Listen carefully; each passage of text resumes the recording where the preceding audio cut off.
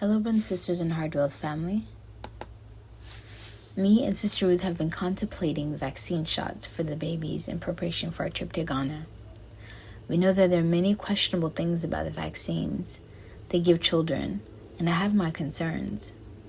There's been such a spike in autism, and a few intercessors has sent us stats and videos about it, and even Robert Kennedy Jr. has said something about it. Derek and I have gone back and forth about it, wondering what to do. Our little one already got her first dose of vaccines, and I was thinking to not give her anymore.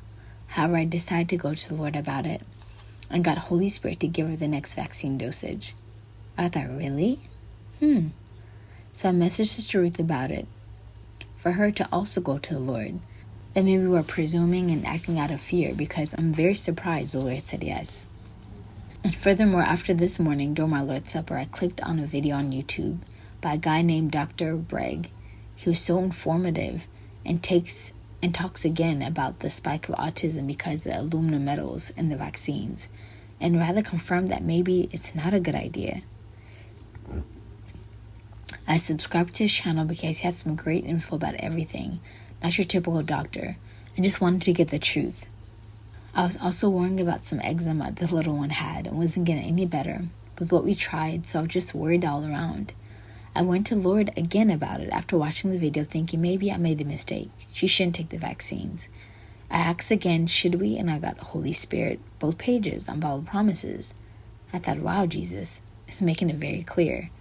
Then I pulled the Rhema and it said, my child, you worried too much. I got this, remember? Papa God. I laughed because my first Rhema had said, don't question, bend your mind to the yoke of faith.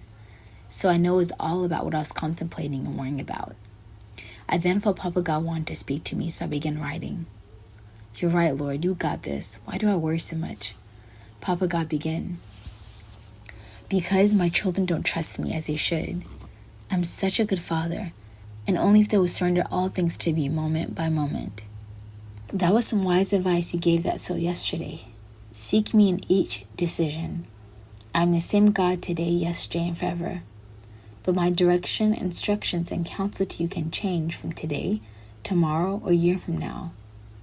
I do not always move the same or have you do the same thing in every circumstance. There's so many factors, my beloved children, so many factors that I consider when I give you counsel that you do not see. So when you presume or make an assumption that I will give you the same directions as before in a different situation, you can easily set yourself up for a fall, or cause yourself unnecessary trial that could have been avoided, such as a C-section procedure. I made my will clear to you, but you presumed on instructions given to you long ago concerning discernment to go with your gut, rather than follow my lead in that moment. And the same with the vaccines for your little one. Let me put your mind at ease. She will be well. All will be well. And the shots needed for her at this time are necessary, and I prefer that you allow her to take them. Again, when the next dosage of her shots come, seek me again. I will instruct you whether for her to take them or not. So you see, we do life together, moment by moment. For others, I may instruct for them not to have their children take it because, again, I weigh in all the factors, their genetics, where they will be going and doing, what they will encounter, and see if it's most necessary. So it's important, my beloved children, to seek me out uniquely to receive instructions from me concerning their life as well. But trust me, when I speak and give instructions, you can count on me to be faithful and instructions for your best good for my glory. Worry comes from a lack of faith. Remember the story, the analogy of the young man on the plane? Yes, Lord. And as an aside, it's a story of a plane failing and seemingly losing its function mid-flight. An older gentleman sat next to a young man who was very calm and peace, even at rest, while all the other passengers were panicking and in distress, because the plane seemed to be crashing, going down. He was asked why he was so at peace in the midst of what seemed like fatal end. And he said his dad was a pilot. He knew his dad would be able to fix the situation and gain control. And sure enough, his dad did. They landed in emergency, but everyone was fine. Papa God continued, This young man had great trust in his father, who was in control of his flight, and he trusted him enough to put his life in his hands, having faith that he would be just fine. And I ask for my children to respond to me the same way. Put your life in my hands. Don't try to control it. Let it go. Don't try to make sense of what you don't understand, or pull back or stop or turn away from me when I lead you in a way that you do not understand. Trust that I am your Father. I am good and always have your best interests at heart.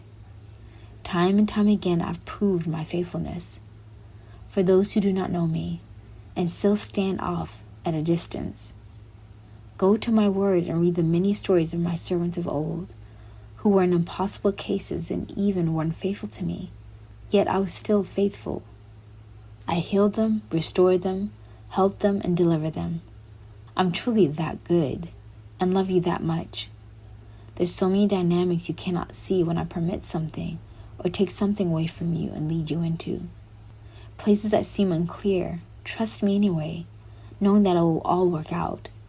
Stop stressing about the future, having fear of the future, and worried about even your children, and what I will do, what may become of them.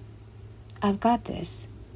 I've heard the cry of your heart and know your desire. Many of those desires are put there to inspire you to hope, to expect, and to pray those things in.